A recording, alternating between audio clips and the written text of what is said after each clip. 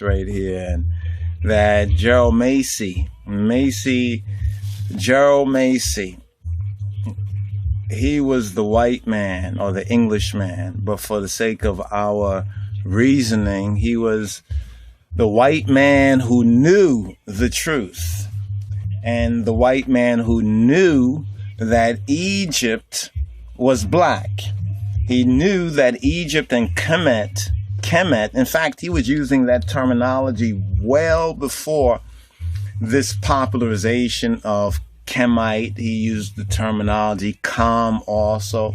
Also, he pointed to the origins being Ethiopian, and for the, I guess, limitation of certain knowledge and research that was in Europe at that time, he did an excellent job on recovering the origins and the roots out of inner Africa. So Gerald Macy is that exception. I look at Gerald Macy to be kind of like the John Brown. Remember, some of us talk about John Brown, like even Malcolm X said about, any good white man is one. Well, there was ones like John Brown, who basically gave his life and his fortune for his belief, and that was that black people should be free.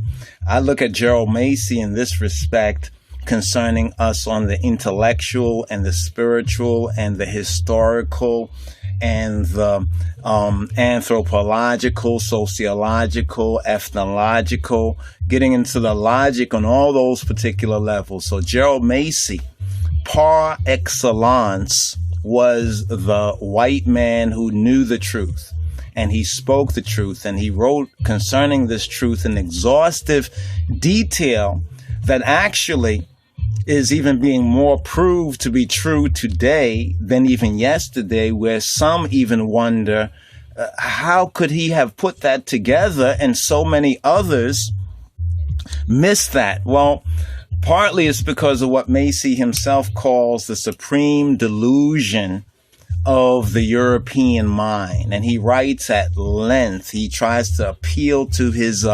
fellow European and English man, and even the, what's her name, H.P. Blavatsky, where he says that he opposes the whole Aryan and so-called Indo-Germanic nuisance. In fact, I want to show you this right here. I found this that adds further documentation, although the particular clip that I wanted to show you, the particular reference from one of Helena Petrovna Blavatsky's Lucifer magazine, does not seem to be readily accessible now. We had did an earlier video, at least a year or more ago, where we actually pointed out that clip where he writes to her and says that he opposes, based on the fact and the evidence of an Aryan origin for Egypt, or an Asiatic origin of civilization, that civilization arose out of inner Africa. And he didn't just say that. He also proved that. He also documented that with evidence that was ridiculed in his time, because for a man with such a mind, he actually focused this on black people, African people, and correcting or seeking to correct with evidence the supreme delusion of the European mind. Now, right here, we came across these two pages in the break between the earlier videos that we did. One is right here, miscellaneous short reviews of Gerald Macy. And you can see right here, it speaks of the Aryan hypothesis, right? The Aryan hypothesis. And also, furthermore, he mentions the Indo-Germanic nuisance, right? I thought that was very interesting words and a very interesting characterization. So let's go to the first one just briefly and just show you some of the evidence from his work and other researchers and students and interested parties that have also found much truth, to what he has said.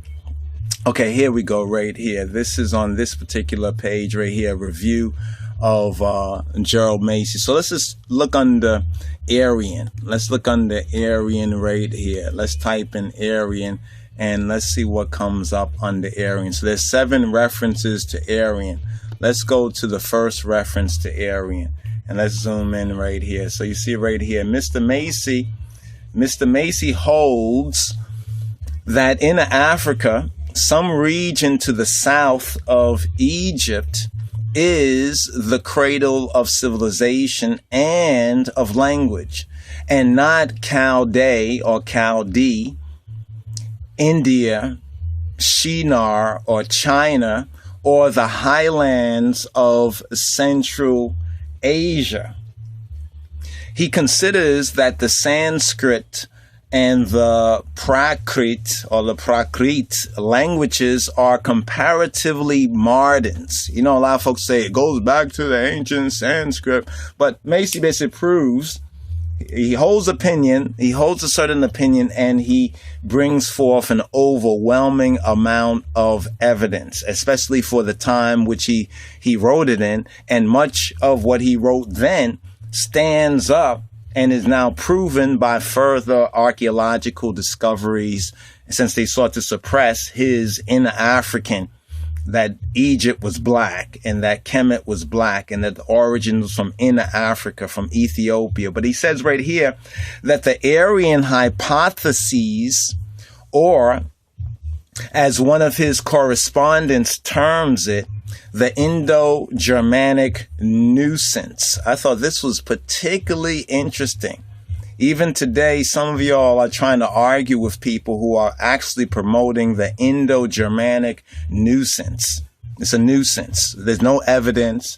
It's just white supremacy regurgitated.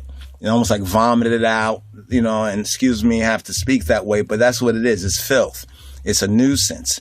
He sets aside the Indo-Germanic nuisance, not just setting aside because he don't want to deal with it, but he sets it aside by dealing with it, right? And none then, and even none today, can really refute the evidence. So what they do with the writings of Macy, they cherry pick it.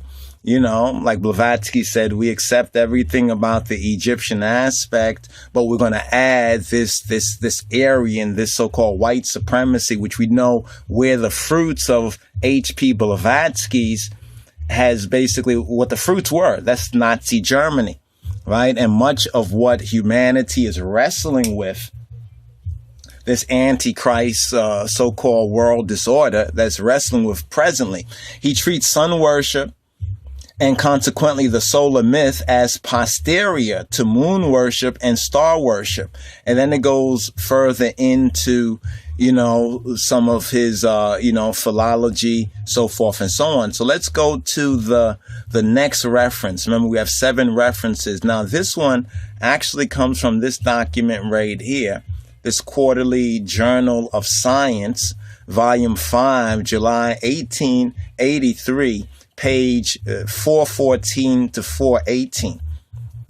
To I and I, as Rastafari, you can say, for lack of a better word, Egyptologists on that particular level. It's like a lot of these inspired individuals, such as Macy, to me, were preparing the ground for the revelation of Rastafari and the coming of Haile Selassie. This is just my personal opinion, but I would like to go into it a little bit more and bring some independent evidence outside of my opinion to show that perhaps it's not just pure speculation, but it is pure truth. So this is from the Natural Genesis by Gerald Macy, Volume 1. So we'll go to the second paragraph right here and just read a portion of this where it says, "But what is the subject of the book? Mr. Macy is an independent thinker, a heretic. He was a heretic to the supreme delusion of the so-called European mind. After prolonged and laborious inquiry, he rejects certain modern theories as to the origin of civilization and the formation of language. He is no believer in the Aryan hypothesis. So he was not a believer as a theosophist, madam and prophetess H.P. Blavatsky, who cherry-picked much of his work as their modern followers, also Acharya as the Christ conspiracy, the whole zeitgeist thing, basically cherry-picked to try to run down Christianity and religion on one level, because that's part of their whole zeitgeist. That's a part of the ghost of the age, the spook in the machine, so to speak, the ghost in the machine. But he contends that the transition from the bestial to the lower human condition took place not in Central Asia or northern India, but in the interior of Africa, and that the stream of culture flowed along the valley of the Nile. He shows that language is not derived from abstract roots. This is some of the arguments that we have with other scholars, fellow scholars as well. Not just to derive language or a linguistic connection from just abstract roots or abstract words, but from signs and symbolic actions far antecedent. In other words, from old primitive actions that humanity at that dawn of its rising up. Because remember, there was a fall of man, right? There was a fall, but that fall, we need to understand exactly it was not what the Europeans teach in their counterfeit versions of Christianity, which basically picks up a lot of the counterfeit from the European Jewish Talmudic anti-black, anti-son of Cush, Nimrod, anti-Nimrod tradition, which we like to touch on furthermore.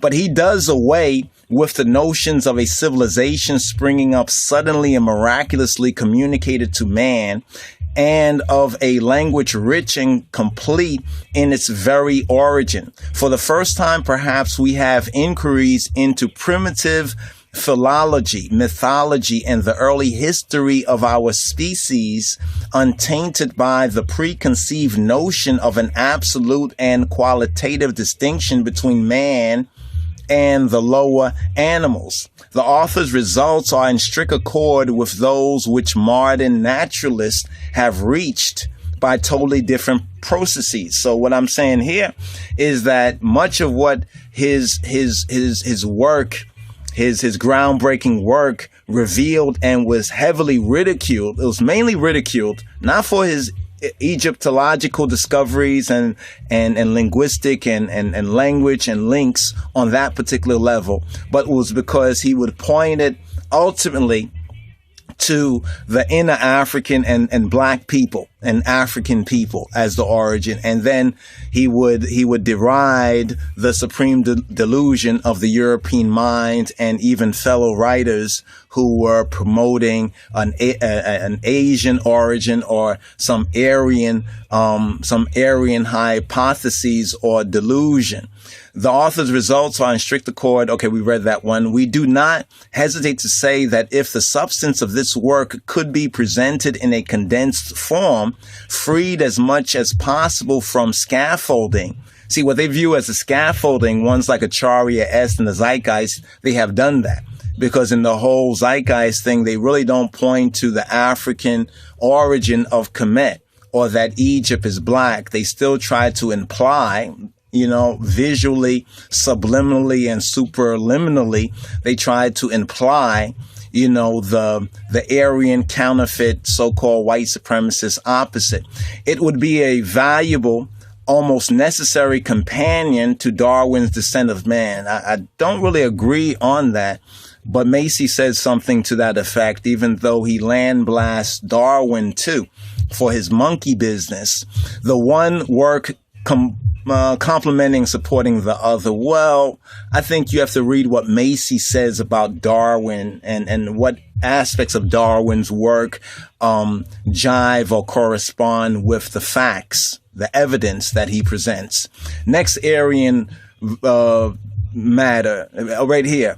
As a specimen of the author's method of conducting this great inquiry, we make certain extracts from the chapter on the typology of onomatopoeia, some would say.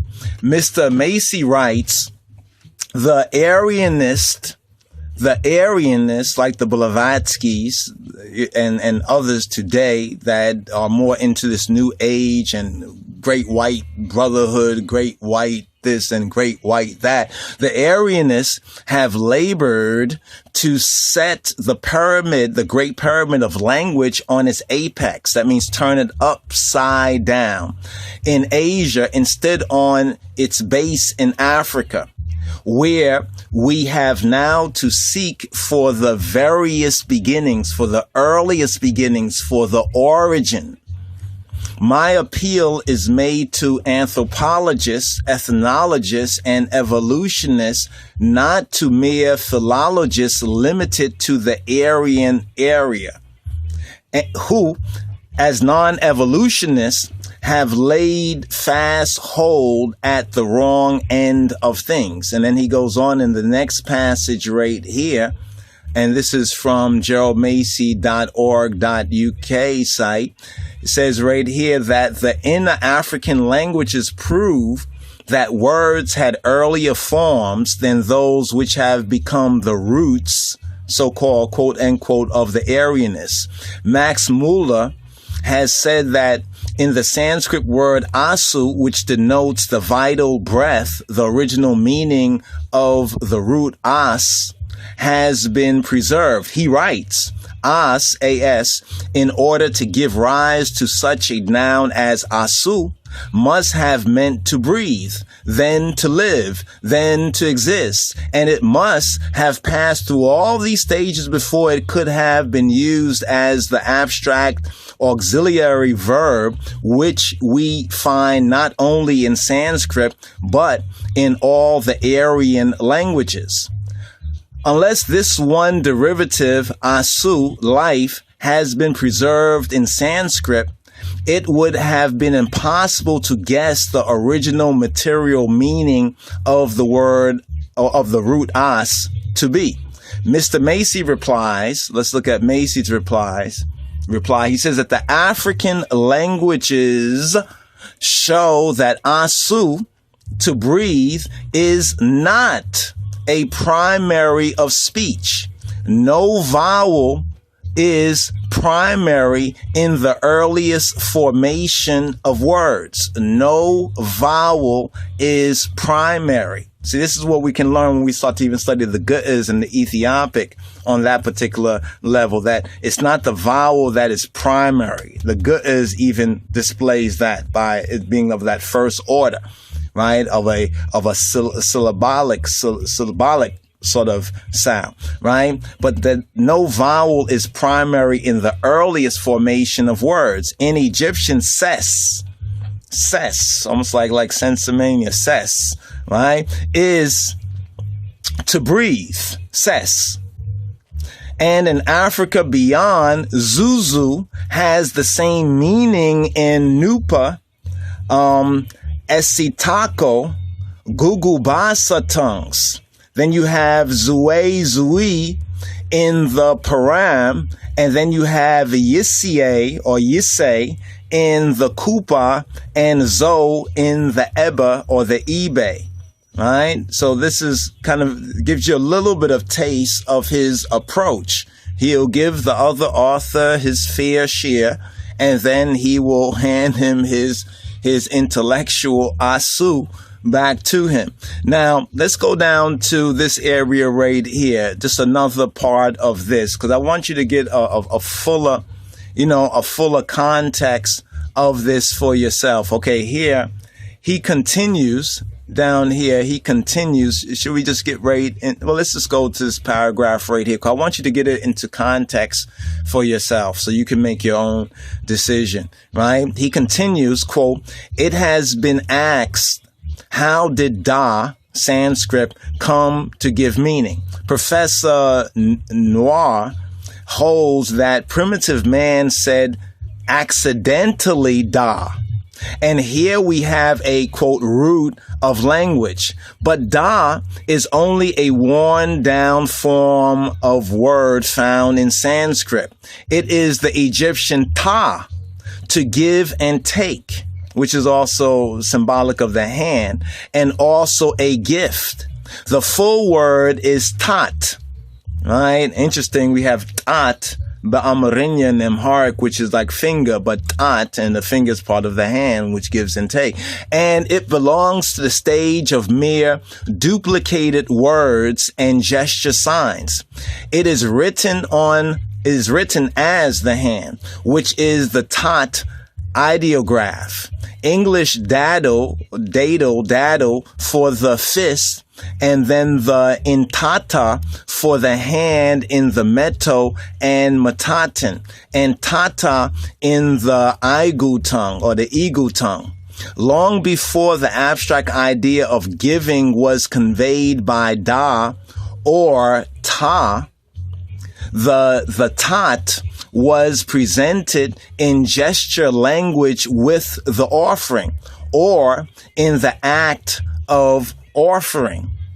Language certainly did not originate with the roots of the Aryanists or the white supremacists, or basically the whole European, Western, Gentile, Anglo-European culture is based, their foundation is based on this lie. This is why the world is in such an earthquake, which are the worn down forms of earlier words. So what we have in the Aryan is a hand-me-down. It's like saying Eminem, Eminem made hip hop. Basically what we have in Eminem, and others like him is a worn down form. A worn down, and then it's kind of twisted up for his audience. It did not begin with abstract roots, nor with dictionary words at all, but with things, objects, gesture signs, and involuntary sounds. We may here remark that the very term root conveys an analogy fatal to its advocates, that those who use this, it conveys an analogy that's fatal to its advocates. The plant does not originate with the roots, but with the seed, and puts out the root subsequently. So it actually betrays his argument. So you can see right there some of Macy's wit and wisdom, as well as pointing to real things that his fellow Europeans and scholars should have picked up on, but because they were blind by the lie of white supremacy, and now that they declared this white supremacy thing to be a thing of truth, they now went, as they declared something, they didn't have the evidence, then they went back to try to fill in the blanks and make up stuff to go along with the original false declarative. Now let's go to the other page. I think the other page has a few less than that, if you would bear with me, brothers and sisters, because I think it's important for you to see this for yourself. And if you can follow this line of comparative analysis and reasoning that we're following, you're going to find there's so much more that we want to share with you. But in a fairly short video as this, we're not quite able to do that as completely as we would like to. Now here, this is Natural Genesis as well, which was the second double volume set, right? Gerald Macy, 2 volumes. Interesting. Look at the price. It was £1 and 10 shillings. Wow.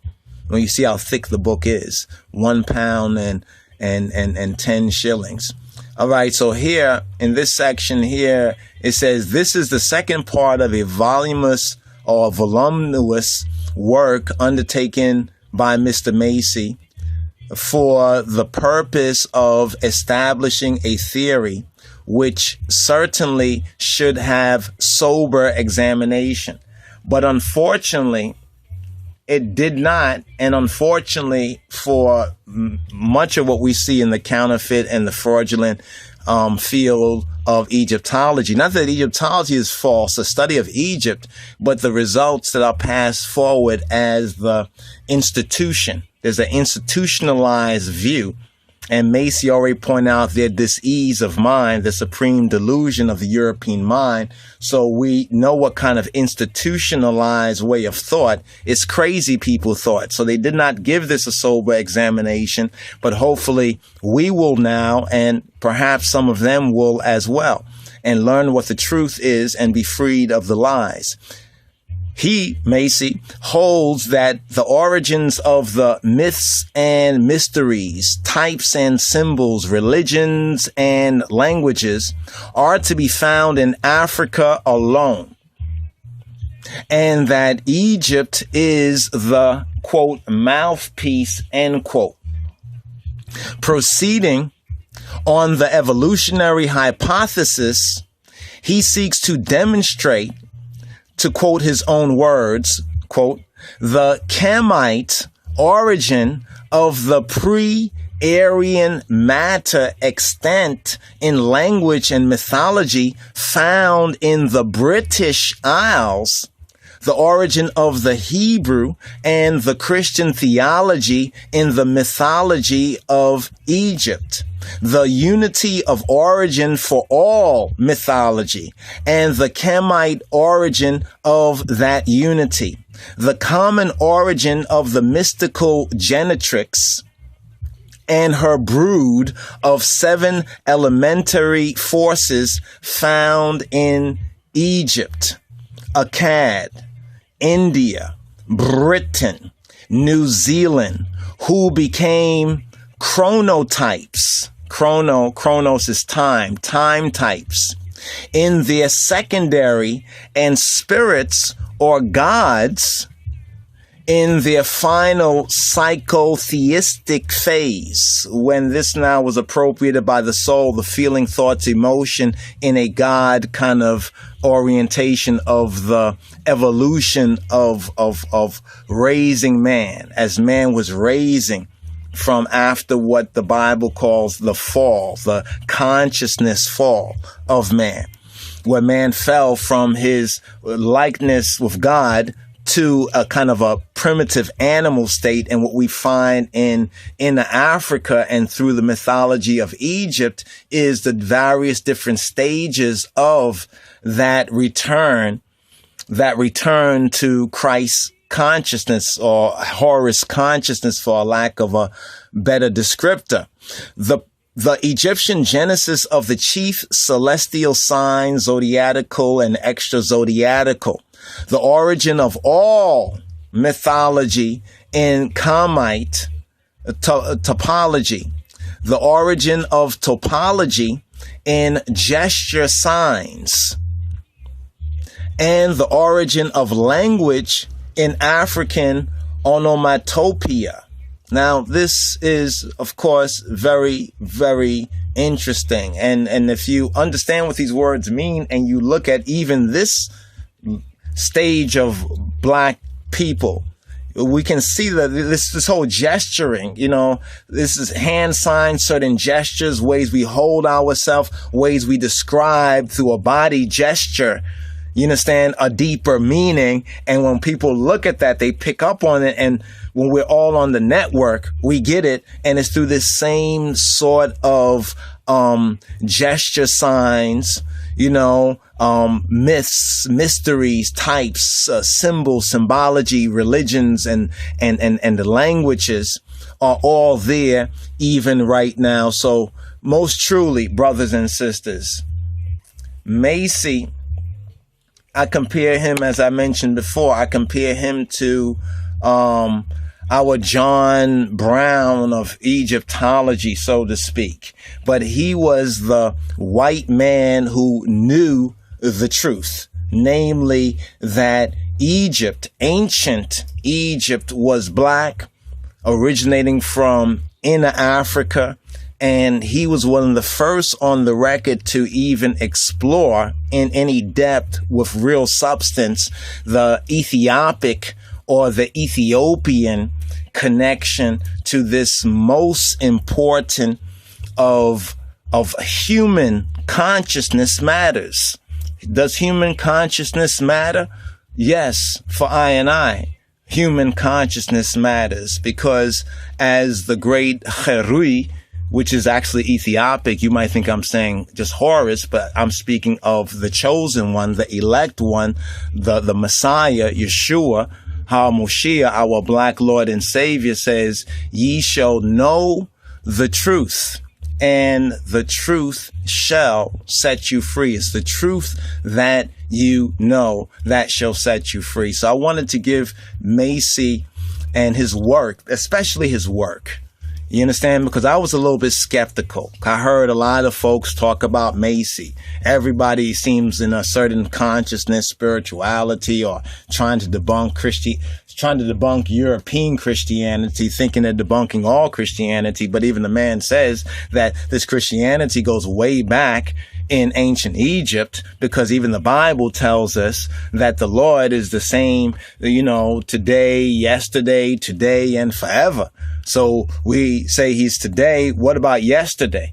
I mean, what about yesterday, even yesterday, 2,000 years ago? What do they mean then when they said yesterday? And then it just brings the whole picture together.